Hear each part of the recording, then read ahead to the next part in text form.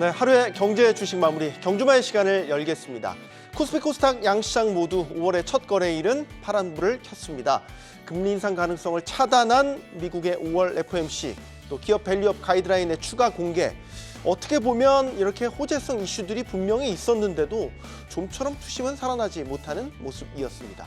자, 5월의 추세적 방향을 어떻게 잡아야 하는지, 어떤 섹터, 어떤 종목에 좀 초점을 맞춰봐야 될지 오늘 나눠볼 이야기들이 많습니다. 목요일 경주마에 강력한 세 분들이 준비하고 있습니다. 어서 나오십시오. 네, 안녕하십니까. 안녕하세요. 자, 오늘장 평가부터 해봐야 될 것 같습니다. 사실 제가 말씀드린 대로 괜찮은 뉴스들이 있을 것 같아서 저희 나름대로는 준비할 때 오늘이 빅데이가 될 것 같다. 뭐 이런 예상들을 하고 오늘장을 맞았는데 뚜껑을 막상 열어보니까 별게 없었다라는 생각이 지워지지가 않습니다. 이사님.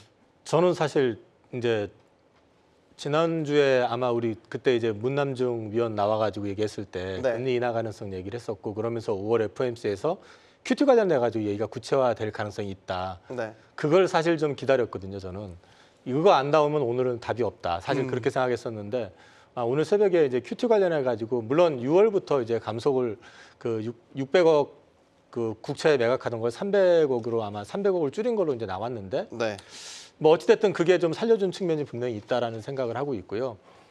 그다음에 이제 이게 증시에서 즉각 반응은 사실 FOMC에 대해서 긴가민가 했겠지만은 결과론적으로 보게 되면은 사실 파월이 좀 세게 더 말할 수도 있었는데도 불구하고 금리 인상에 대해서 일단 선을 그어줬다는 것 자체가 시장이 좀 우려했었던 거, 이러다 금리 인하가 아니라 금리 인상을 하는 거 아니야라는 어떤 우려감 같은 거를 많이 완화시켜준 그런 측면에서 봤을 때는 증시가 그래도 비교적 선방한 거 아니냐. 다만 개인적으로 투자를 하는 데 있어서 오늘 좀 힘들었던 거는 팔고자 하는 거는 어설프게 움직이고, 또 사자고 살려고 마음 먹었던 건 또 빠져도 또 이렇게 제가 마음에 드는 가격까지 빠지는 게 아니라 어설픈 정도에서 딱 멎어 있는. 그러니까 이 등락폭 자체가 좀 되게 제한돼 있다 보니까 오늘 좀 그런 것들 때문에 조금 애매했던 하루였던 것 같습니다. 네. 그러니까 시장이 크게 뭐라 해야 될까, 색깔을 규정짓기가 참 어려웠던 오늘장이었던 것 같아요. 어떻게 보셨어요?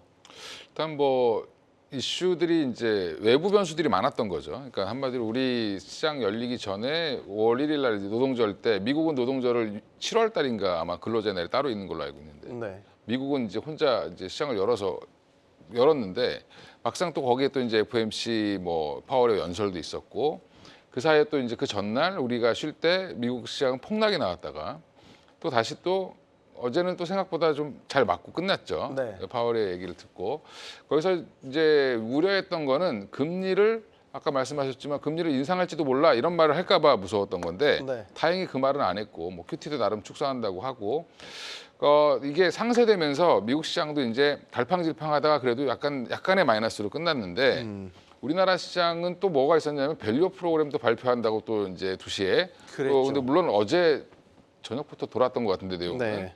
그러니까 이제 이런 여러 가지 이슈들이 좀 있으면서 시장이 방향을 좀 초반에 못 잡다가 결국에는 좀 그래도 나중에 하이닉스 같은 경우는 뭐 되돌림을 좀 많이 줬고요. 삼성전자는 그래도 꾸준히 올라오는 모습을 보여줬고, 오히려 이제 밸류 프로그램 관련된 종목들이 쭉 빠지면서 사실 시장을 좀 어떻게 보면은 좀 눌렀다라고 보시면 될 것 같은데, 지금 외국인들 입장에서는 열심히 사고 싶지도 않고 열심히 팔고 싶지도 않다. 이 정도로 해석이 될 것 같고요. 삼성전자는 좀 사는 척하면서 오히려 밸류 프로그램 관련된 종목들은 좀 파는, 그 지수를 약간 좀 그래서 묶어놓는 그런 역할을 좀 계속 하지 않았나 생각이 들고, 그렇게 이제 뭐 저 개인적으로 그렇게 느꼈는데 오늘도 보면 선물은 매도를 많이 했습니다. 외국 같은 경우. 그러니까 결국에는 이제 현물이 아니라 선물로 지금 계속 조절을 하고 있는 중이다라고 보시면 될 것 같고요. 그래도 저는 개인적으로 오늘 파란불로 끝났지만 그래도 걱정했던 것보다는 훨씬 더 양호했다. 시장이. 미국이 그렇게 급락을 했음에도 불구하고 우리나라 나스닥이 시장이 2% 이상 빠졌죠. 근데 이렇게 지켜준 것만 해도 좀 감사한 하루가 아니었나라는 저는 생각을 하는데 오히려 올라간 것 같은 느낌이 들었거든요. 제 마음은. 지수를 보고 보니까 결국엔 마이너스로 끝나긴 했지만 종목 단위나 지금 뭐 잘 진행되고 있는 여러 섹터들을 보면 좀 굉장히 좋은 섹터들이, 핫한 섹터들이 많습니다. 그러니까 여전히 종목 장세로 이제 돌아가고 있다는 부분에서는 개인 투자자 입장에서는 선택만 잘하면 사실은 지수가 올라가는 것보다 삼성전자가 혼자 뭐 3% 올라가는 것보다는 훨씬 더 좋은 뭐 흐름이었지 않겠나 생각을 하고 있습니다. 네. 그 우리 내부의 이슈를 살펴보면 이제 기업 밸류업이 이제 두 번째 2차 세미나를 통해서 추가 네. 가이드라인이 공개가 됐었고 핵심적인 이제 기업 가치 재고 계획에 대한 가이드라인이 나온 거잖아요. 네. 그래서 기대도 상당히 컸단 말이죠. 기대가 커서 그런가 실망도 컸나요? 일단 뭐 밸류 프로그램 관련된 기업들은 대부분 다 하락을 하는 모습이 나타났습니다. 네. 뭐 오늘 정식으로는 5월 2일 오후 2시에 발표가 예정돼 있던 부분이었지만 사실 그 전에 이미 어느 정도는 선반영되었다라는 부분이 좀 컸던 것 같습니다.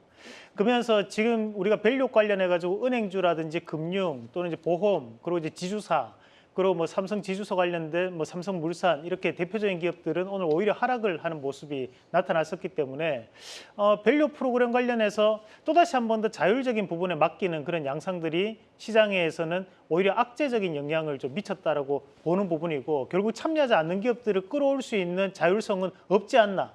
그리고 지금은 참여하는 기업들을 좀 더 돈독하게 할 수 있는 것도 좀 약하지 않았나라고 시장은 좀 평가를 했던 것 같고 다만 여기서 우리가 좀 눈여겨봐야 되는 것은 미국장에 대한 큰 폭의 움직임들이 존재를 했지만 국내 증시 같은 경우에는 오히려 시가 자리를 깨지 않는 코스피도 그렇고 코스닥도 그렇고 시가가 최저가에 대한 움직임을 나타내면서 오늘 시장은 오히려 캔들로서는 양봉 캔들을 만들어내는 모습들이었거든요. 네. 이는 다르게 한번 생각을 해본다면 결국 지금까지 나와 있던 시장에 대한 악재가 다시 한 번 더 파워레이브로 되풀이된 것밖에 없지 않을까라고 시장은 좀 더 생각을 한다라고 보고요. 마찬가지로 미국발에 대한 추가적인 어떻게 보면 변동성에 대한 부분을 본다면 5월 15일에 있을 CPI를 또다시 한 번 더 주목할 수밖에 없는 입장이 되었다라는 부분. 그리고 결국 코스피와 코스닥을 봤을 때는 상대적으로 코스닥은 좀 더 거래량이 증가하는 모습이 나타났다는 것은 전체적인 5월달 시장에 대한 우려감이 존재하는 가운데 그래도 개별적인 부분에서 수익을 내기 위한 움직임이 오늘 시장을 좀 더 이끄는 움직임을 나타냈고 그에 따른 부분에서 현재까지 수급이 들어와 있던 성장주 위주의 순환매 양상이 드러나는 하루였다라고 총평을 한번 해보겠습니다. 네.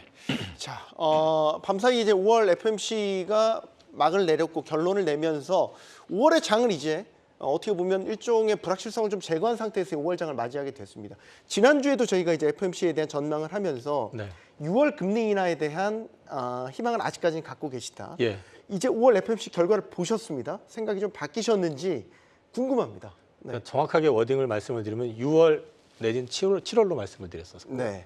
이제 그 말씀을 드렸던 거는 일단 지금 사실 우리가 그 쉬는 날 폭락했었던 그날 새벽에 폭락했었던 이유가 보면은 그 실적 발표 때문이기도 했지만은 그거보다는 저는 그 고용비용 지수가 예상치보다 훨씬 좀 많이 나오는 바람에 인플레가 이제 장기화되고 이게 오히려 금리 인상으로 이제 확산되는 거 아니냐라는 우려를 많이 반영을 했었던 거라고 하면요. 그 직후에 발표가 됐었던 지표들 같은 경우는 오히려 경기 수축 가능성을 좀 보여주는 지표들이 많았었습니다. 그 당장의 그 시카고 PMI 같은 경우가 그 37.9가 나와가지고요. 이게 22년 11월 이후에 최저치. 거기에다가 지금 컨퍼런스 보드 소비자 신뢰지수 역시 97이 나와서 전월에 104.7이었는데 그것도 다시 수축 국면으로 들어갔고요. 그 다음에 ISM 제조 4월이 보니까 49.2로 역시 50 이하로 떨어지었고요. 또 나왔던 게 졸지 같은 경우도 이게 지금 849만 명이 나왔는데 이게 21년 2월 이후로 최저치입니다. 그러니까 결국에서 전체적으로는 봤을 때 지금 제반적인 어떤 지표들이 다 인플레가 더 강화되기 시작하고 물가가 꺾이는 게 아니라 다시 오르는 거 아니야 하지만은 그 내면을 보면은 사실 고용과 관련된 부분이라든지 이런 쪽에서는 흔들리는 부분들이 분명히 이 지표들로서 좀 보여주고 있는 측면이 있다라는 거거든요. 네. 이 얘기는 거꾸로 말해서 오늘 아침에 이제 오늘 새벽이죠.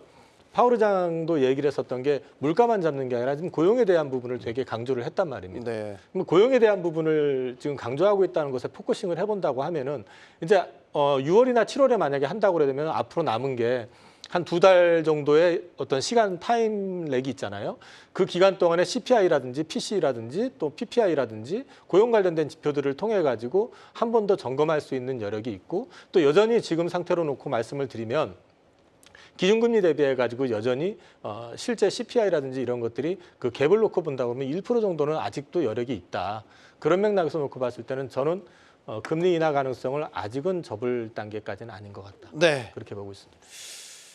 계속해서 질문을 좀 이어간 이건희 대표님. 네. 이게 초반에 사실 금리 인상 가능성이 없다라는 취지로 이제 초반에 기자회견 초반에 얘기를 했다가 후반부에는 또 여러 조건들이 안 맞으면 또 이제 인상할 수 있다는 뉘앙스로 가면서 거기에 바로 그 지수가 바로 반응들을 이렇게 하더라고요. 예. 그만큼 지금 금리 인하 혹은 금리 인상에 대한 어떤 기대감이 후퇴된 거, 금리 인상의 우려 그만큼 컸다, 민감하게 반응했다라고 볼 수 있는 거죠. 그렇죠. 일단은 뭐 올라가는 거는 더 이상 없을 거다라고 단언했던 모든 전문가들이 지금 이제 그게 흔들리기 시작했다라는 거고, 뭐 작년에 보시면 한 7회, 6회까지 인하할 수도 있다라고 얘기도 나왔던. 그랬죠. 예, 그랬다가 3회를 인정하는데 또 한 3개월 걸렸습니다. 네. 근데 또 3회가 거의 확실하다라고 했는데 또 보면 지금 이제 1회 아니면 2회 이런 얘기가 나오고 있고요. 예. 이거를 또 근데 그거를 지금 시장은 또 적응해가는 과정이라고 저는 보고 있고, 근데 이제 파월 의장의 말에 이제 결국에는 왔다 갔다 할 수밖에 없는데, 근데 그 양반도 사실은 지금 잘 모른다. 지표를 보고 따라가야 되기 때문에 네. 본인도 사실은 이게 인하를 할지 인상을 할지, 예.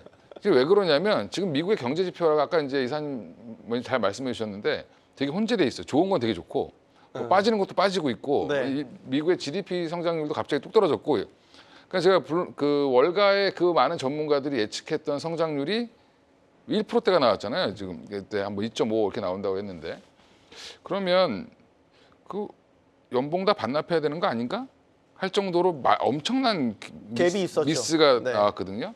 그러면 이런 부분들을 보시면 결국엔 미국도 지금 좋은 건 좋지만 나쁜 것도 나쁘다.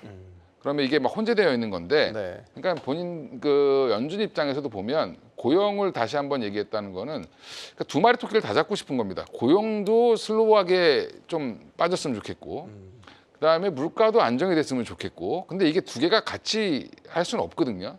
어딘가가 부러져야 되는데. 작년까지는 같이 할 수 있는 것처럼 얘기했잖아요. 골디락스 막 얘기하면서. 그러니까 지금 골디락스를 계속 바라는 거죠. 네. 지금도 바라는 겁니다. 경기는 나름대로 괜찮게 가면서 물가가 서서히 빠지는 걸 바라는 건데, 그게 사실 잘 안 될 거다라고 생각을 하는 거죠. 그러니까 이제 미국의 전문가들이 금리 올려야 된다라고 하는 쪽도 이렇게 하면 금리 뭐 물가 절대 못 내려간다라고 얘기하는 쪽이 있는 거고, 강경파가 있는 거고, 아니다 그래도 여기서 이대로 금리를 유지하게 되면 나중에 갑자기 급작스럽게 경기 침체가 온다든지 지표가 안 좋아질 수 있으니 선제적으로 한 0.25 정도는 한 번씩 떨어뜨려 봐야 된다라고 지금 얘기하는 쪽이 있는 거죠. 네. 그러니까 이게 서로 이제 그 상반된 의견이지만 결국에는 이 두 마리 토끼를 다 잡고 가기에는 어렵기 때문에 어디 하나는 놔야 된다라고 지금 얘기를 하는 거거든요. 근데 이 부분을 이제 연준 파월 의장 입장에서는 뭐 똑같은 말을 한 거죠. 그러니까 시장이 원하는 얘기를 사실 해준 거고, 네. 그래도 우리가 지표가 안 좋으면 올릴 수 있어. 이거는 항상 열어놨다는 거죠. 결국에는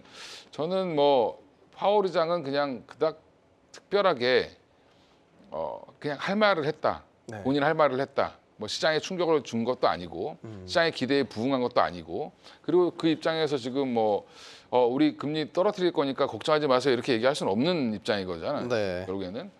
결국에는 지표를 계속 보시면서 대응을 하는 수밖에 없다라고 보고 있고요. 저는 그래서 지금 뭐 미국 국채 금리의 흐름만 파악하시면 거기에 그 미국의 채권 투자하시는 분들이 전 세계 채권 투자자들이 모여 있기 때문에 시장 금리가 움직이는 게 아마 답이지 않겠나 생각을 하고 있습니다. 그래서 그 기대감과 우려가 같이 반영되고 있는 거고, 특히 뭐 10년물이나 2년물이나 금리들의 흐름을 좀 보시는 게 가장 좀 좋지 않겠나 그래서 생각을 하고 있습니다. 여전히 미 국채 10년물 금리는 계속해서 높은 수준을 유지를 하고 있는 거고, 지금 저희 의견들 계속해서 주시는 거는 그러니까 금리 인상이냐 금리 인하냐 여전히 파월이 이제 헷갈리게 만든다라는 부분을 좀 불만 어리게 말씀들을 하시는 것 같아요. 그러니까 전문가들도 모른다는 거죠. 그때그때 지표에 따라서 그때그때 달라요라고 계속 외치게 된다면 방향이 뭐가 될 거냐. 뭐 지금 현재는 뭐 저희가 능력이 없어서 그런 말씀을 드린 게 아니고, 사실 국내 전문가들뿐만이 아니라 해외 전문가들 또는 이제 해외 채권 투자자들도 방향을 못 잡고 있다는 것이 어디에서 드러나냐면, 미국발 10년물 국채 금리를 보더라도 4.6, 4.7에서 움직이지를 않습니다. 네. 계속 그 사이에 대한 방향성 없이 옆으로 혼조 양상만을 보이고 있는 부분들이거든요.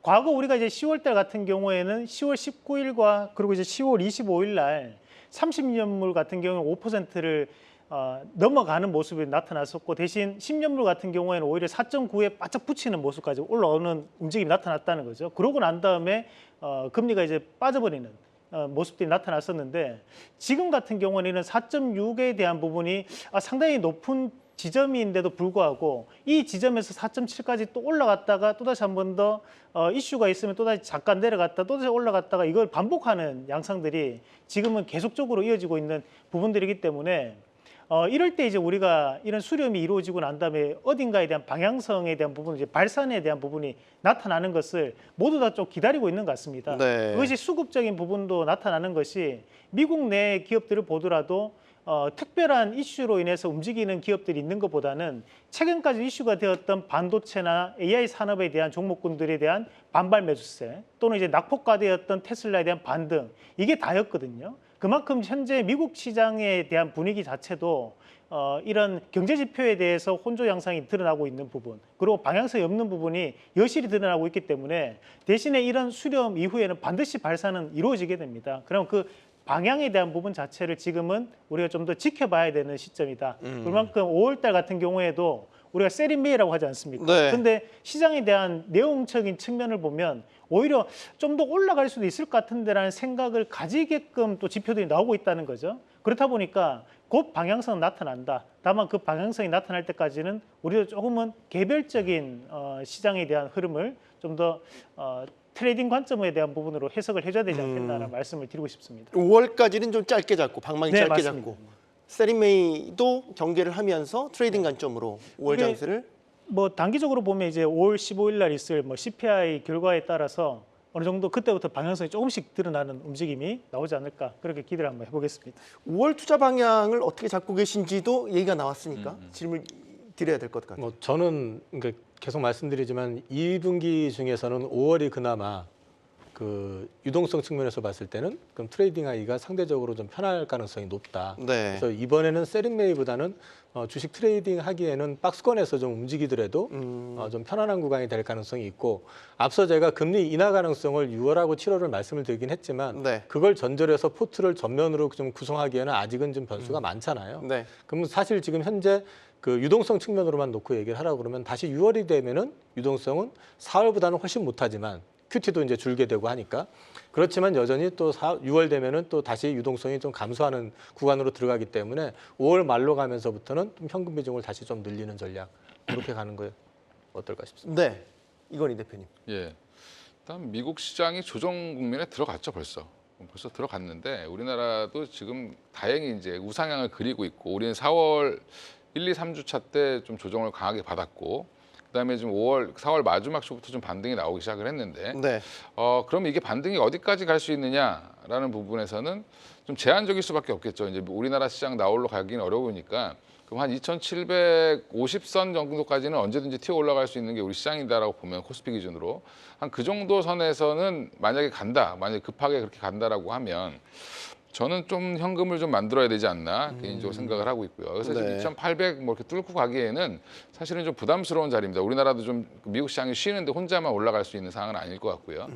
그러니까 미국에 그러면 미국 시장이 다시 한번 튀어 올라가려면 사실은 애플이나 뭐 테슬라나 뭐 아니면 엔비디아가 한번 발산을 해줘야 되는데 그러면 뭐 엔비디아 실적은 5월 22일 날 나옵니다. 네. 이제 그게 다 주목을 하고 있을 건데 그렇죠. 근데 지금 보면 앞단에서 뭐 AMD라든지 지금 슈퍼마이크로 이런 마이크로 컴퓨터 이런 회사들이 보면 실적이 잘 안 나왔어요. 안 나온 이유는 그럼 엔비디아도 많이 못 판 거 아니야? 이런 얘기가 지금 돌고 있는 거거든요. 네. 그러면 엔비디아도 기대가 워낙 커졌기 때문에 그 가이던스를 맞출 수 있느냐 여부가 좀 걱정이 될 수 있는 거죠. 그러면 엔비디아가 여기서 1,000불까지 바로 치고 올라가지 못한다는 상황을 아예 전제하에 두고 거기도 800에서 900불 사이 박스권을 계속 만들 가능성이 높고요. 그러면 우리나라도 삼성전자 혼자 지금 여기서 만약에 8만 원, 9만 원, 10만 원 갈 수 있느냐? 힘들다는 거죠. 그러면 이게 지금 하이닉스도 왜 내년까지 다 팔았다는데 왜 주가는 못 가냐라고 이제 물어보시는데 앞단에서 못 가는데 혼자 가기는 좀 어려운 상황이고 지수는 묶여 있는 상황이다라고 보시면 일시적으로 만약 2,750까지 튄다라고 하면 뭐 대형주가 많으신 분들이나 뭐 아니면 뭐 반도체 중소형주 갖고 계신 분들은 조금 비중을 좀 줄이셔야 되지 않나 좀 개인적으로 생각하고 있고요. 그래서 세린메이가 아니라 네. 포트 조정을 잘해야 된다. 이 5월 달은 그러니까 운전을 잘 하지 않으시면 뭐 가만 놔두셔도 상관은 없겠지만 가만 놔두면 재미없는 시장이 될 수도 있다. 삼성전자 말씀하셨으니까 월요일날 이제 삼성전자 이제 확정 실적 내놓고 뭐 컨커를 통해서 뭐 여러 가지 이야기를 했지 않습니까? 다 좋은 얘기였잖아요. 좋은 얘기였고 투자자들 입장에서 충분히 기대감을 가질 만한 뭐 HBM 12단에 대한 얘기도 나왔었고요. 네. 근데 주가는 그렇게 크게 반응을 하진 않았단 말이죠. 오늘도 오르긴 했지만 기대만큼은 아니다. 이런 평가가 많은 것 같았어요. 네, 이제 뭐 일단 삼성전자에 대한 현재까지에 대한 히스토리를 좀 보고 말씀을 좀 드린다면 네. 삼성전자가 역사적으로 주가가 크게 변했던 것이 몇 번 있습니다. 과거 이제 2012년도에 우리가 이제 갤럭시 시리즈가 나오면 주가가 한번 크게 올라가는 모습이 나타났었고, 그다음에 이제 2016년도, 17년도 넘어오면서 그때 또 이제 메모리가 또 폭발적으로 수요가 증가하면서 스트리밍 시대로 들어왔죠. 그러면서 또다시 삼성전자 주가가 한번 바뀌었는데 네. 2020년도에 주가 한번 또 크게 바뀌었던 것이 이 파운드리 사업에 대해서 상당한 투자를 이루어내겠다라는 얘기를 하면서 주가 한번 바뀌었었거든요.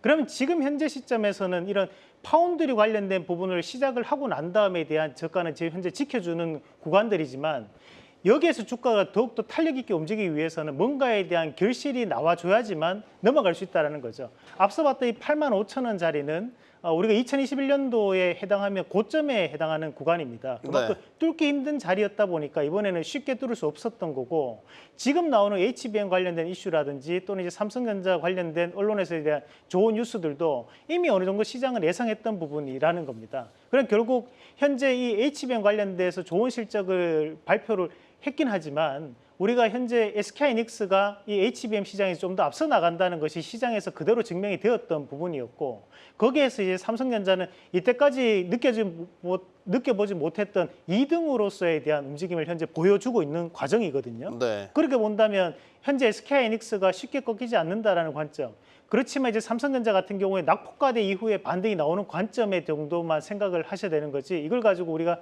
삼성전자가 좋은 뉴스 나오고 있으니까 앞에서 85,000 다시 한번 돌파하겠지, 그거는 조금 과한 부분이라고 저는 봅니다. 오히려 지금 현재는 8만 원 전후에 대한 부분, 그리고 좀 더 넘어간다고 하더라도 85,000원대는 지금 현재 상황을 쉽게 돌파할 수 없는 부분이고, 다만 우리가 이제 이런 삼성전자 관련이라든지 또는 지금 SK하이닉스 관련된 반도체 기업들에 대한 개별적인 이슈는 앞으로도 이어질 수 있기 때문에 수익률 측면에서 본다면 그런 개별주적인 부분으로 보시는 것이 훨씬 더 좀 더 수익에 도움이 되실 것 같다는 말씀을 드리고 싶습니다. 뭔가 삼성전자 주가를 확 튀어오르게 할 트리거가 없겠습니까? 12단으로 안 됩니까? 한 20단, 한 24단 이렇게. 일단 농담이었습니다. HBM3 관련해가지고 이번 컨퍼런스 콜에서 얘기했던 거는 2분기에 본격 양산을 시작하겠다. 8단은 이제 얘기를 했고 12단도 2분기 내에 양산 시작한다라고 얘기했는데 네. 그게 일단 컨퍼런스 콜에서 밝힌 거니까 사실이라고 봐야겠죠. 네. 그리고 제가 이제 그 수출입 통계치를 보니까 NCF 필름 관련해가지고 4월 달에만 이건 이제 전체기 때문에 반드시 삼성전자만을 해당되는 건 아니지만 그 수입이 한 50% 정도가 늘었더라고요.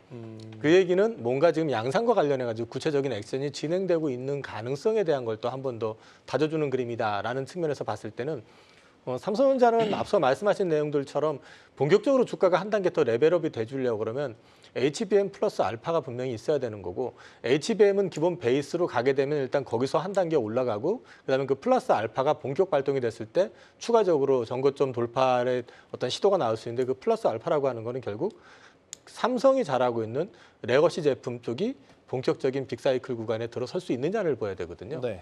근데 현재 지금 낸드 쪽 같은 경우 보게 되면은 특히 엔터프라이즈 향 같은 경우는 물량 쇼티지 현상도 좀 일부 나타나는 것 같고, 가격도 계속해가지고 2분기도 한 20% 정도 올라오고 있는 상황이고, 그리고 최근에 이제 스토리지 관련해가지고 뭐 여러 가지 비교가들이 나오지만은 저전력에다가 그다음에 많은 용량을 이제 수용을 한다는 측면에서 봤을 때 HDD를 사용했던 것들이 다 SSD로 또 넘어가는 그런 그림이라고 하면은 이게 서버 향이 엔터프라이즈 향뿐만 아니라 이제 AI 서버 향으로 해가지고 또 이제 추가적으로 늘어나는 그런 부분들까지 감안해서 놓고 본다고 하면 삼성전자 같은 경우는 하반기에 요즘 좀 조심스럽게 그 레거시 제품 빅사이클 얘기들이 나오고 있잖아요. 네. 그 가능성에 대한 부분도 좀 열어놓고 볼 필요가 있다. 근데 이게 열렸을 경우에 하이닉스가 최고가 아니겠느냐라고 보실 수도 있지만은 물론 이제 반도체 비중이 100%니까 그렇게 네. 볼 수는 있는데 지금 현재 상태로 놓고 얘기를 하라고 그러면은 낸드 쪽이라든지 그다음에 이제 그냥 일반 레거시 디램 쪽으로만 놓고 얘기하면은 그래도 삼성전자 쪽이 아무래도 캐파가 크고 그다음에 거기에서 온 디바이스 AI까지 확산이 된다고 해줬을 경우에는 네. 그게 노트북이라든지 그 스마트폰까지 확산이 되면서 또 가전까지 확산이 되면서 확장되는 그림을 놓고 봤을 땐 삼성전자가 아마도 거기에서는 한 단계 더 붙을 수 있는 그림이 만들어지지 않겠느냐. 그럼 조금 인내할 시간이 좀 필요하지 않겠나 싶습니다. 그 이건희 대표님, 네. HBM과 관련된 모멘텀은 뭐 삼성도 마찬가지고 하이닉스도 마찬가지로 이제 좀 한풀 꺾였다 그냥 이렇게 받아들여야 되는 그렇죠. 이제 건가요? 뭐 숫자를 계속 확인하는 과정만 남은 거죠. 뭐 삼성전자는 이제 납품을 시작한다라고 하는 거고 그게 AMD인지 뭐 엔비디아인지 모르겠지만 네. 여전히 납품은 될 겁니다. 그리고 더 뭐 확산이 되겠죠. SK 하이닉스는 내년 거까지 이미 판매 다 됐다라고 완판됐다고 이제, 밝혔잖아요. 밝혔습니다. 네. 아예. 그러면 지금 최근에 기사들 보시면 삼성이 뭔가 잘 안 되니까 기사가 많이 나가는 거고 많이 나오는 거고 SK 하이닉스는 기사가 되게 단발적으로 그냥 결과만 나옵니다. 그러니까 여전히 시장의 우위는 SK 하이닉스가 지고 있는 겁니다. 지금 이 시장은 HBM 시장은. 네. 근데 이제 삼성이 따라가는데 삼성의 저력은 뭐냐면 임원들 주 6일 동안 나와라라고 얘기하고 있고 그다음에 지금 열심히 쫓아가고 있습니다. 네. 그러면 이게 원래 1등을 해봤던 사람들이 1등 잘하죠. 다시 금방 치고 올라올 수 있을 거라고 좀 보고 있고요. 젠슨왕이 그걸 알기 때문에 사실 삼성의 손을 계속 잡는 겁니다. 삼성의 또 하나 무기는 파운드리를 또 할 수 있다는 무기가 또 있기 때문에 네. 그러면 파운드리를 TSMC가 지금 거의 뭐 독점하고 있다시피 하는데 그 인텔과 삼성전자가 본격적으로 뛰어들어서 이 TSMC를 어느 정도 견제를 해줘야 되는 부분도 있고요. 그리고 또 그러면서 또 엔비디아는 지금 SK 하이닉스랑 어떻게 보면 TSMC 이 삼각 동맹을 굉장히 또 공고하게 또 만들어 가고 있습니다. 그러니까 엔비디아 입장에서는 삼성이랑도 손잡고 SK 하이닉스도 같이 가야 되는 게 네. 가장 좋은 모델인 거죠. 그러니까 이제 이게 뭐 아니면 도 이게 아니라 지금 다 같이 가야 되는 상황이다라고 보시면 될 것 같고요. 삼성전자 투자하신 분들은 조급함을 낼 거면 삼성전자 주식을 갖고 계시면 안 된다. SK 하이닉스랑 삼성전자 덩치 차이가 굉장히 큽니다. 네. 1, 2등이지만 사실은. 그리고 SK 하이닉스는 100% 반도체이기 때문에 더 예민하게 움직이는 거고 삼성전자는 갤럭시 24도 잘 팔리면 좋아지는 거고 또 뭐 디램이나 랜드도 마찬가지지만 레거시 반도체가 좋아지면 SK 하이닉스보다 물량이 훨씬 많은 삼성전자가 좋아지겠죠. 그러니까 이런 부분들 봤을 때 삼성전자는 지금 빠질 때마다 그냥 모아가서 내가 한 1년 정도 농사를 짓겠다고 생각하시고 들어가시는 게 맞는 거고 네. 하이닉스도 마찬가지라고 좀 보고 있습니다. 그래서 이런 쪽이 싫으시면 그 오늘 레이저셀 같은 거 이런 거 사셔야 되는 거죠, 사실은. 그죠? 장비주 중에 핫한 거 찾으셔야 되는데 그런 거 찾기는 지금 또 많이 어렵습니다. 왜냐하면 다들 시세를 한 번씩 줘서 여기도 내용을 공부를 안 하고 들어가면 굉장히 힘들 수 있다 네. 말씀을 드리겠습니다. 삼성은 1년 농사 짓겠다는 생각으로 들어가야 된다라는 의견을 주셨고 이상로 대표님. 그러면 반도체 섹터는 이런 시기에는 포트폴리오를 어떤 방식으로 구성하는 게 좋겠습니까? 지금 HBM도 나왔고 온디바이스, 소부장, 뭐 전공정, 후공정 뭐 여러 나눠볼 수 있는 이제 기준점들이 있으니까 섹터 포트폴리오를 좀 네. 제안을 해주신다면요. 오늘 시장에서 특징적이었던 부분은 최근에 또 잠잠했던 유리기판 관련주들이 또 강하게 오르는 모습이 나타났었고 또 한편으로는 바닥권적 이제 소재 관련된 기업들이 또 오르는 모습이 나타났습니다. 다만 우리 유리기판이 보면 지난주에 움직였던 것은 또 아니었거든요. 이번 주에 다시 한번 수급이 조금씩 붙어서 오늘 강하게 올랐다는 부분이었는데 그 말을 제가 드리는 이유는 뭐냐면 결국 앞서서 우리 앵커님이 말씀하셨던 것처럼 지금 현재 시장에서 나와 있는 재료는 이미 다 나와 있는 거예요. 하지만 이제 이 나와 있는 재료를 가지고 오늘은 이쪽, 오늘 이쪽, 오늘 이쪽 이렇게 한 번씩 되풀이해가면서 순환매가 좀 돌고 있는 양상이라고 저는 봅니다. 네. 그만큼 현재 반도체 관련된 섹터를 볼 때 우리가 이 섹터는 성장 섹터야, 앞으로도 꾸준하게 발전할 수 있는 섹터야라는 것을 누구나 다 알고 있다는 겁니다. 다만 여기에서 이제 타이밍적인 부분에서 좀 더 우리가 이제 빠져있던 종목군들이 한 번씩 튀어 올라가는 모습들 또는 이슈가 잠잠하다 다시 한번 이슈가 붙었을 때 올라가는 모습들이 되풀이가 되고 있는 양상이다 보니까 저는 충분히 HBM 관련된 이슈도 앞으로 나올 수밖에 없다고 보는 입장인 거고요. 다만 최근에 조금 주춤한 이유는 HBM 관련된 기업들이 워낙 많이 올랐기 때문에 지금 잠잠하다고 보거든요. 종목군으로 보더라도 SK하이닉스 협력 협력밴드 업체들이 주가가 훨씬 더 많이 올랐습니다. 다만 최근 들어선 삼성전자 협력밴드 업체들이 더욱더 강한 모습을 보였던 것은 삼성전자 협력밴드 업체들이 안 올랐기 때문에 올랐다고 저는 봅니다. 그 말인즉슨 앞으로도 이런 순환매는 계속적으로 돌 수밖에 없다고 보는데 현재 좀 더 안정적인 운영을 좀 하기 위해서는 그래도 수치적으로 얘기할 수 있는 소재 관련단이 좀 더 바뀔 수 있지 않을까라고 봅니다. 결국 SK하이닉스라든지 삼성전자 반도체 관련된 실적은 워낙 긍정적인 발표를 해왔기 때문에 결국 반도체에 대한 부분이 긍정적인 실적 발표가 나왔다는 것은 소재에 대한 수요가 그만큼 증가했다라는 부분이 될 수 있거든요. 그러면 충분한 기저 효과로 인한 소재단에 대한 재평가가 이루어지지 않을까. 그래서 저는 꼭 한 가지 섹터만을 반도체 안에서 꼽는다면 오히려 반도체 소재단을 좀 더 눈여겨볼 수 있는 전략으로 말씀을 드리겠습니다. 네, 반도체 소재에 집중 포커스를 맞춰서 포트폴리오를 구성해 봐라라는 의견까지 주셨습니다. 요즘에 그 잊을만하면 불쑥불쑥 올라오는 섹터가 있습니다. 화장품주입니다. 화장품주. 최근 들어 주가 흐름이 괜찮았고 오늘도 네. 구성된 종목들 보면 거의 다 빨간불을 켰더라고요. 이게 중국 소비와도 연결이 돼 있고 중국 향이 아닌 비중국 향에 대한 매출이 늘어난 거에 대한 긍정적인 평가들도 나오고 네. 화장품주 어떻게 보십니까? 일단 실적적인 측면에선 턴어라운드가 됐다라는 게 아모레퍼시픽이라든지 LG생활건강에서 확인이 됐으니까 네. 전체적으로 좋아지는 그림은 맞는데 그 내용을 열어보면은 사실 중국 내부보다는 그 동남아라든지 일본 또는 미주향 이런 쪽이 많이 늘었다라는 거죠. 그러면서 주가가 지금 많이 올랐는데 또 올라갈 때 모멘텀은 물론 실적도 실적이지만 네. 소위 말하는 골든위크라고 해가지고 중국의 이제 연휴를 이용한 그 사람들의 그 여행 네. 그 안에서 발생이 되는 이제 소비 수요 네. 이런 쪽으로 이제 맞물려 가지고 움직였는데 이게 지금 골든위크가 5월 5일까지인가일 거예요 아마. 5월 6일까지일 네, 겁니다. 5월 6일. 일본 골드니크 같은 경우는 네네네. 그렇게 보면 일단 지금 오늘이 5월 2일이잖아요. 네. 그럼 이제 일단 주가 상으로 보면 어느 정도 선까지는 저는 올라온 거라고 저는 보거든요. 네. 일단 밸류에이션으로 봤을 때 지금 PER이 화장품 쪽 섹터 종목들이 20배 선 이상의 대부분 다 위치해 있고 예. 그에 반해 가지고 이게 사실은 결국엔 화장품이 지금 많이 잘 팔렸던 게 달라진 게 있는 게 아니라 이것도 역시 마찬가지로 K드라마라든지 소위 K로부터 가지고 움직이는 그 한류 열풍의 일정 부분 또 편승이 된 거거든요. 네. 이 중국이 지금 안 됐던 거는 한류에 대한 부분도 있지만은 중국 내부에서 그 제품의 퀄리티가 자체적인 제품들이 올라오다 보니까 중국산을 더 많이 선호해버리고 사실 그걸 또 만들어주는 회사가 우리나라 코스맥스 같은 회사들이잖아요. 네. 그러니까 이제 별 차이가 없으니까 그 중국은 또 중국 내부에서 소화가 되고 있지만 그 외의 국가들 보면 또 화장법을 배우는 사람들도 많이 늘었다고 하고 이런 것들이 같이 맞물려서 움직인다고 놓고 봤을 때 지금 흐름 자체가 밸류에이션 상으로는 저는 아주 편안하진 않다. 이제는 어느 정도 올라온 것 같다. 그리고 저는 오히려 이제 이게 한풀 지나게 되면 그 다음 분기 실적까지는 좀 기다리는 시간이 올 가능성도 있기 때문에 추가로 상승할 때는 일정 부분 좀 수익 실현하는 것도 나쁘진 않을 것 같습니다. 이건희 대표님, 최근 화장품주 상승 배경 중에 하나로 꼽은 게 이제 중국 소비가 살아나고 있다. 1분기 성장률이 예상치를 웃돌았잖아요. 이 부분과 연결 지어 보면은 네. 지금의 흐름을 어떻게 봐야 되겠습니까? 중국이 지금 중국 관련돼서 뉴스를 한번 살펴보시면 중국 부동산이 작년만 하더라도 올 초까지도 중국 부동산 문제가 심각해서 네. 중국 경기가 굉장히 안 좋을 거다라고 얘기했는데 네. 우리나라 또 언론이 중국을 때리면 되게 좋아하죠, 사람들이. 중국 별로 안 좋아하니까. 근데 지금 그런 얘기 안 나오고 있습니다. 그리고 네. 오히려 중국이 지금 경제 성장률도 생각보다 5.2% 나오면서 좋았고요.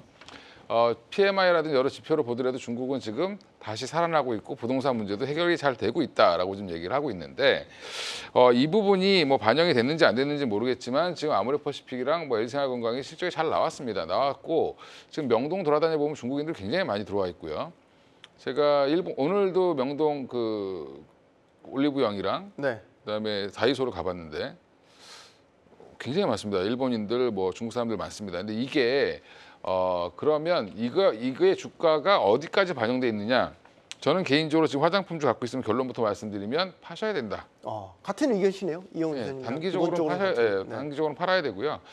지금 뭐 수출이 잘 돼서 뭐 이제 실리콘 스투라든지 뭐 아니면 그 미국의 뭐 코스메카 코리아 같은 뭐 잉그루드랩 이런 종목들 보면 미국발로 돈을 벌어서 잘했던 중국에 전혀 상관이 없는 종목들이 더 잘 갔고요. 일본 쪽이랑 네. 뭐 VT라는 종목도 마찬가지고 뭐 그런데 근데 지금 보면 제일 무거운 아모레퍼시픽과 LG생활건강까지 올라왔는데 그러면 이거는 어느 정도 반영은 다 됐다라고 보시면 될 것 같고 네. 그다음에 최근에 보니까 본느 뭐 이런 종목도 막 그 올라갑니다. 그러면 이거는 이제 한 바퀴 다 돌았다. 저는 개인적으로 그렇게 생각을 하고 있고요.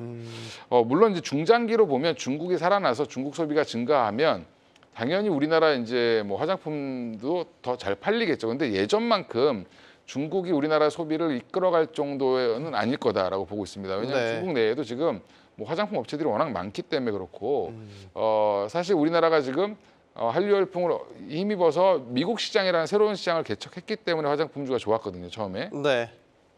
그 부분이 이제 어느 정도 반영은 다 된 걸로 보고 있고요. 그럼 이제 앞으로 올라가려면 어떻게 해야 되냐면 좀 주가 조정이 나온 다음에 뭐 2분기 실적도 더 서프라이즈가 나올 것 같아라는 얘기가 나오지 않으면 주가는 또 한번 쉴 수 있다라고 생각하시고 대응하시는 게 맞을 것 같고요. 저는 그래서 지금 화장품주 이제 사보시기보다는 오히려 조정이 나오면 사야 될 섹터는 지금 미용 의료기기 쪽이 아닐까 생각을 하고 있습니다. 아, 미용 의료기기. 좀 중장기로 봤을 때 네. 쪽은 내년에 또 새로운 또 이벤트가 있기 때문에 네. 그거를 좀 보시는 게 맞지 않나 생각하고 있습니다. 이건희 대표님, 이영훈 이사님, 일단 화장품주는 일단 파는 쪽으로 의견을 주셨는데 의견들이 좀 있네요. 그러니까 화장품주 고민을 좀 해봐야 될 것 같다. 팔아야 된다는 의견에 대해서 여러 생각들이 교차하시는 것 같습니다. 이상로 대표님. 이게 우리가 코시스 그 국가 통계 포털에 대한 부분을 보면 사실 이제 중국인들의 입국자 수가 전년 대비해서 현재 보면 600% 가까이 늘었습니다. 네. 근데 이것을 다르게 보면 작년에는 그만큼 1월 달부터 3월 달까지 안 들어왔기 때문에 올해는 그만큼 더 크게 늘었다라는 부분이었고 네. 우리가 이제 매년마다 원래 통상적으로는 중국인들이 우리나라에 가장 많이 입국하고 그다음에 이제 일본인 이런 순이었는데 작년 같은 경우에는 일본인이 중국인보다 더 많이 들어왔습니다. 그만큼 중국과에 대한 관계가 상당히 소원해졌던 것이 그대로 통계 자료에 잡혔다라는 부분인데 그에 따른 부분 자체에서 현재 주가는 좀 더 프림을 줬다고 저는 보거든요. 중국과 그만큼 안 좋았다가 지금 다시 한 번 더 좋아지다 보니까 좀 더 주가가 좀 더 탄력 있게 움직이는 모습들이 나타났고 여기서 또 한 가지를 더 봐야 되는 것은 현재 국내에 들어오는 10만 명 이상에 대한 1월부터 3월 달까지 10만 명 이상이 들어왔던 입국자 수를 확인해 보면 국가별로 보면 일본, 중국, 타이완, 홍콩, 미국, 베트남, 싱가포르 순입니다. 이것을 뭘 의미하냐 하면 결국 아시아권에 대한 부분에서 국내 K 컨텐츠가 먹히고 있기 때문에 그에 따른 부분 자체에서 K 화장품까지도 함께 매출이 올라오고 있다는 거죠. 네. 결국에는 우리가 이제 유럽이라든지 또는 미국에 대한 영화나 드라마를 보고 거기에 따라서 이제 감정을 100% 이해 못 하시는 분들도 많으시거든요. 다만 이제 아시아권에 대한 문화들을 보다 보면 거기에 따른 부분 감정이입이 되는 과정들이 발생하는 경우가 또 종종 있습니다.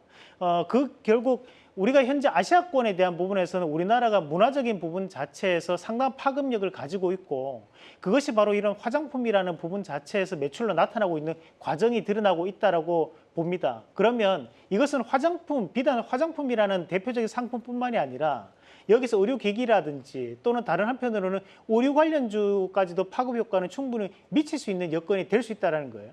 과거 같은 경우에는 중국과에 대한 이슈가 있었을 때 중국 소비 관련으로 가장 또 뽑았던 것이 밥솥이었습니다. 네. 하지만 요즘은 이제 우리가 간편식들이 워낙 또 많이 등장하고 햇반에 대한 부분이 해외에서도 인기를 끌다 보니까 밥솥이 인기가 조금 더 떨어진다면 오히려 의류 우리가 얼마 전에 끝났던 눈물의 여왕에서 김수현 씨나 김지원 씨가 입었던 옷들도 유행을 또 끄는 정도로 그만큼 의료라든지 또는 이제 의료기기라든지 이런 쪽도 우리가 그런 문화적인 파급 효과를 나타낼 수 있는 섹터군으로 같이 보시면 어떨까. 현재 화장품은 상당히 수급에 대한 집중도가 나타나고 있지만 현재 의료라든지 또는 의료기기 관련된 부분은 아직까지도 주가 안 올라갔던 기업들도 많거든요. 네. 그래서 중국에 대한 모멘텀이 끝났다고 생각하지 마시고 오히려 이것은 K 문화가 좀 더 파급 효과를 미치는 여건이 형성돼 있고 거기에 따른 부분에서 현재 시장에 대한 순환매가 좀 더 이루어질 수 있다는 점.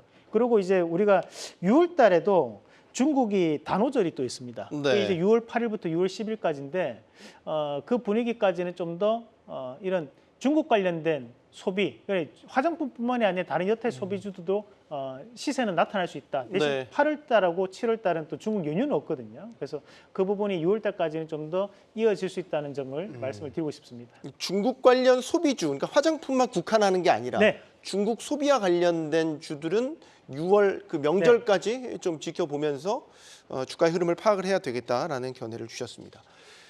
자, 오늘 저희가 다뤄볼 사실 이제 가장 핵심 주제는 이겁니다. 오늘 오후에 발표됐죠. 기업 밸류업 프로그램에 대한 2차 가이드라인.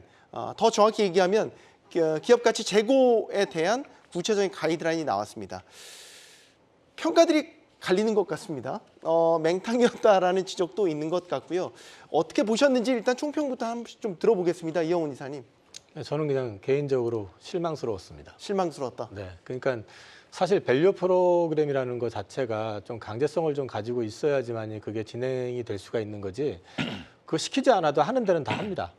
지금 뭐 현대차 같은 경우 뭐 저기 정부에서 압박을 넣어가지고 뭐 배당을 늘리고 자사주 소각하는 것도 아니고요. 네. 그다음에 또 정부 눈치를 봐가면서 움직여야 되는 그 기업체들 있지 않습니까? 뭐 금융 쪽이라든지 그다음에 뭐 공사 쪽이라든지 이런 쪽 같은 경우는 정부에서 하겠다고 하니까 자연스럽게 따라서 갈 수밖에 없어요. 네. 그러면 실제로 여기에서 포커싱이 돼야 되는 거는 오랜 전통을 가지고 있고 또 상장된 지도 꽤 오래돼 있고 기업 가치도 되게 훌륭하고 우수한데도 불구하고 주주 환원에 대해서 되게 미온적이거나 그다음에 이제 기업의 어떤 주가 밸류업과 관련해 가지고 활동성이 좀 떨어지는 그런 회사들이 자발적으로 참여를 유도한다고 해서 자발적으로 하겠냐라는 걸 먼저 생각을 해볼 필요가 있고 그다음에 이제 이 부분에 있어 가지고 자율이라는 부분이 참 좋은 말이기는 한데 그게 사실 뒤집어 놓고 얘기하면 페이퍼웍이 될 가능성도 좀 높다. 네. 그래서 저는 조금 아쉽다라는 생각을 좀 했습니다. 이간희 대표님도 어떤 결이신지 궁금한데요. 총평 부탁드립니다. 저는 뭐 애초부터 기대가 아예 없어가지고 애초부터 기대가 없었다. 한 발 더 나가셨네요. 네. 그냥 뭐 연초에 이제 그 얘기 나오면서 주가가 이제 좀 올랐죠. 많이 움직였죠. 예, 네. 많이 특히 이제 안 움직이던 금융주들이 좀 많이 움직였고 그러니까 일부 개인분들도 이제 뭐 좀 매매를 잘 하신 분들은 뭐 이익을 보셨을 텐데 일단은 이제 그때 저도 부정적이었지만 그래도 뭐 금융주 정도는 올라가겠구나. 왜 기업이 어차피 정부의 눈치를 보는 쪽은 그쪽이니까.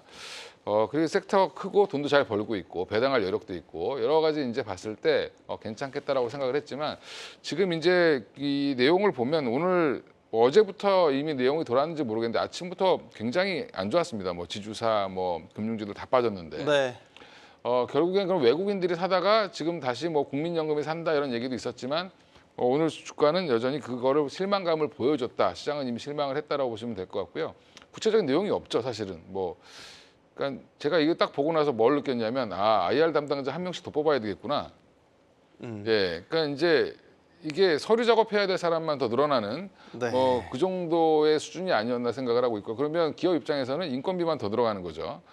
그러니까 이게 정확하게 책찍과 당근이 있어야 되는데 지금 보면 둘이 뭉실한 게 문제고요. 그러면 이걸 굳이 열심히 해야 될 이유가 없는 거죠, 기업들은. 네.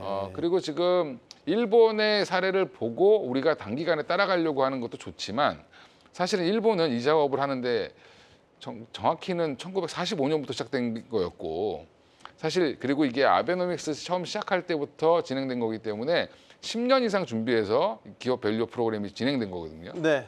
근데 이제 단기간에 이게 뭔가 성과를 내려고 하는 것 자체도 사실 좀 어불성설이었고 우리나라는 기본적으로 가버넌스 이슈는 아예 건드리지도 않죠. 그러면 이거는 기업 밸류업을 하겠다는 의지가 아예 없다라고 보는 게 맞다. 왜냐하면 상속을 해주려고 뭐 대주주 입장에서는 주가를 올리고 싶은 마음이 없는데 뭐 LG나 이런 LG전자가 왜 이렇게 못 가냐? 그러면 그 결국엔 그런 거 아니겠습니까? 왜 그렇게 좋아진다는데 왜 주가는 계속 10만 원을 못 넘어가냐? 이 부분은 결국엔 답은 그쪽에 있다라고 보시는 게 맞을 것 같고요. 네. 결국에 가버넌스 이슈를 해결하지 않고 하는 밸류 프로그램은 의미가 없는 것 같고요. 오히려 지금 모범적인 회사들이 있습니다. 자기들이 알아서 배당 올리고 주주 환원 정책 쓰고 뭐 금융사들 중에 메리츠 금융주주 같은 경우 계속 그걸 잘하고 있죠. 네. 예, 그리고 이제 현대차도 계속 배당 늘리고 있는 중이고요. 그러니까 이런 것들을 이제 대주주라든지 뭐 이 오너라고 하는 분들이 그런 의식을 갖고 주주 환원을 하겠다라는 의지를 표명하는 게 더 중요하지 기업의 정부에서 해라 마라 한다고 해서 지금 이 정도 안으로 하진 않을 거다라고 좀 보고 있고요.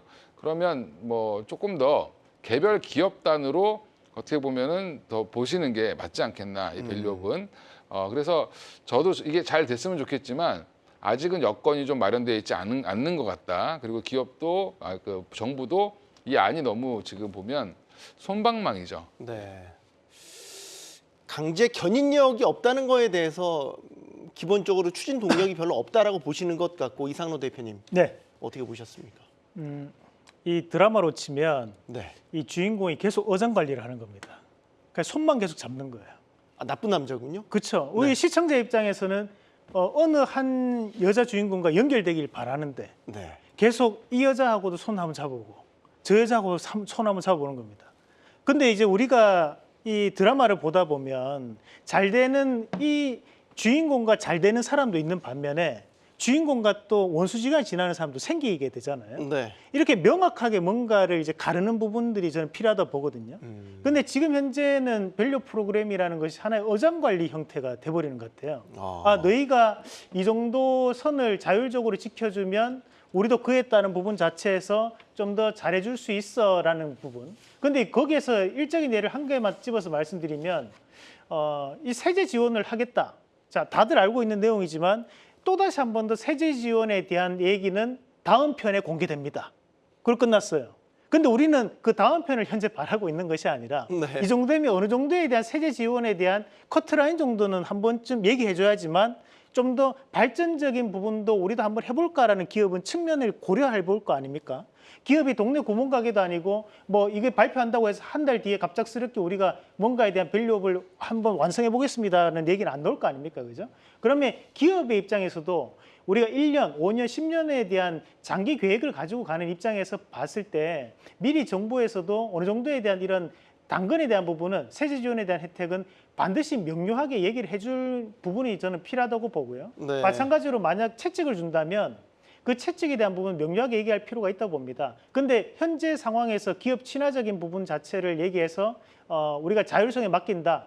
대신 자율성에 맡기더라도 잘하는 기업들에 대해서는 그만큼 좀 더 혜택을 줘야지만 또는 구체적인 것이 뭔가에 명시가 돼줘야지만 저는 큰 발전이 나올 거라 봐요. 지금 최근에 보면 현대차라든지 CJ라든지 또는 메리츠 금융지주, 오늘 메리츠 금융지주는 체크를 못했지만 오늘 현대차라 또는 CJ는 오히려 주가가 빠져버렸습니다. 네. 그 말은 주주 친화적인 정책을 발표했던 기업들도 여기에 대한 내용을 보면 와 우리가 이렇게 열심히 해서 뭐해? 라는 생각도 들 수 있다.